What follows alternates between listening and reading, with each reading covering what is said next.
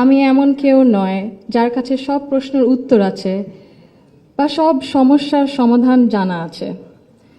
তবু আমি বিশ্বাস করি নিজের ছোট্ট জায়গা থেকেও সমাজের জন্য, দেশের জন্য কিছু করার।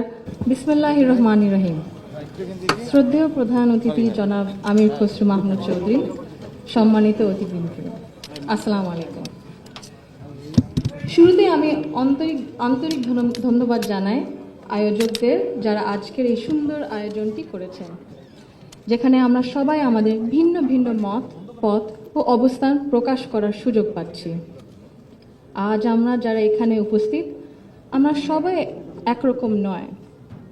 আমাদের আদর্শ আলাদা, অভিজ্ঞতা আলাদা, দৃষ্টিভঙ্গিও আলাদা, কিন্তু তারপরেও আমরা একসাথে বসেছি, আলোচনা করছি, কারণ আমরা সবাই দেশের জন্য, দেশের মানুষের জন্য ভাবছি।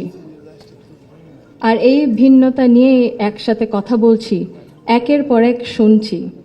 এটাই গণতন্ত্রের আসল সৌন্দর্য। আমার আগে যারা সম্মানিত প্যানেলিস্টরা কথা বলেছেন, তাদের সবাইকে আন্তরিক ধন্যবাদ জানাই। আপনারা অনেক কিছু বলেছেন, হয়তো বা আমিও বলে ফেলবো। সো আমাদের একটা মাইন্ডসেটে আই থিঙ্ক সিমিলারিটি আছে। আমার খুব ভালো লেগেছে শুনে। আমি আজ এখানে দাঁড়িয়েছি ভিন্ন এক অনুভূতি ও আবেগ নিয়ে। বাংলাদেশের এই পলিসি লেভেলটায় আমার প্রথম বক্তব্য এটা। আমি এমন কেউ নয় যার কাছে সব প্রশ্নের উত্তর আছে বা সব সমস্যার সমাধান জানা আছে। তবু আমি বিশ্বাস করি নিজের ছোট্ট জায়গা থেকেও সমাজের জন্য, দেশের জন্য কিছু করার আন্তরিকতা আমাদের সবার মধ্যে থাকা উচিত। আজ আমি এসেছি শুধু শুনতে, শিখতে এবং একসাথে কাজ করার মনোভাব নিয়ে এগিয়ে যেতে।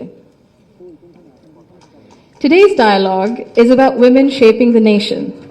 But before we speak about shaping the future, we must be honest about the everyday lives, reality shaping women's lives in Bangladesh.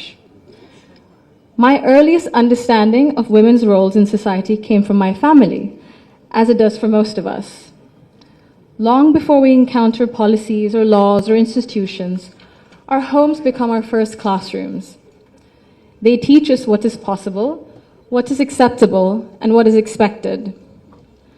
In my home, certain things were never questioned. It was never questioned whether a woman could pursue an exemplary medical career while raising a family. It was never questioned whether a woman could build a nationwide social welfare organization on her own merit. It was never questioned whether a woman was fit to lead, to command authority in a room full of men. And it was never questioned whether the men in our lives would stand alongside the women in their lives as equals.